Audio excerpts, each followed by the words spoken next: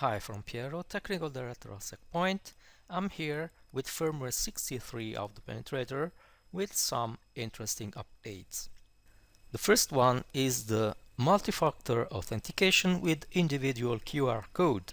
The multi-factor authentication was already available in the Penetrator. However, the authentication with QR code and Authenticator app was only available at system level. From firmware 63, this type of authentication is available for each account, and each one has its own QR code. To enable multi-factor authentication with Authenticator, each user can access the function through the Account Settings menu. On the page that appears, the user can choose between the previously available option, Security Code, which sends a security code via email, or Authenticator. To enable Authenticator, the user must open the Authenticator app on their smartphone, scan the QR code, and enter the security code shown by the app in the entry field on screen.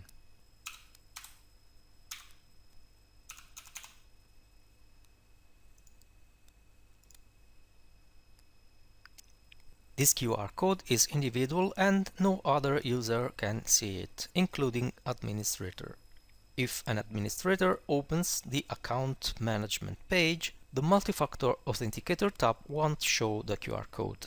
And if they try to enable the function, an error message is displayed. So administrator accounts can only disable this function in the case a user has lost or forgotten their mobile device. Another enhancement can be found in the ticket management system. Ticket management has been improved with the following features. The assignment of tickets is now possible to another Penetrator account, and the user who is receiving the ticket will see it in the list of open tickets and can modify it. You can see here the ticket can be assigned to a predefined list, which is the list of all users in the Penetrator system. The next feature I'm going to talk about is an enhancement in the node scanning feature.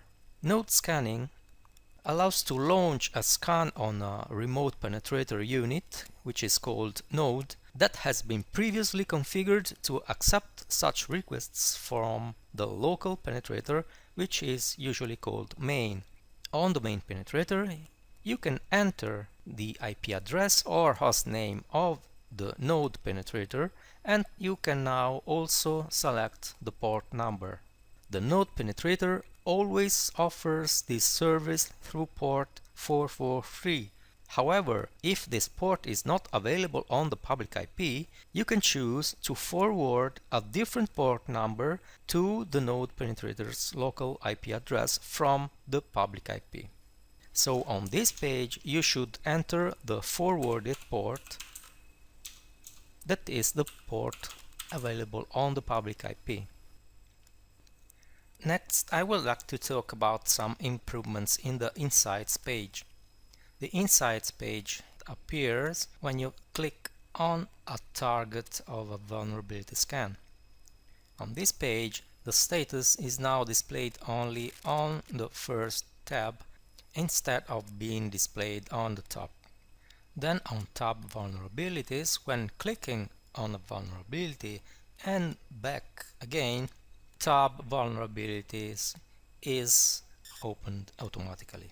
Then, when viewing the details of a vulnerability, when applicable, a link to the vulnerable item is displayed instead of the file name only. So in this way, if the request for the element was a GET, the vulnerable file can be opened by just clicking on the link. Well, it's all for now. If you want to know the complete list of enhancements of this firmware, you can download the release notes document from our website. Thank you for following me, and see you on the next video from SecPoint. Bye bye.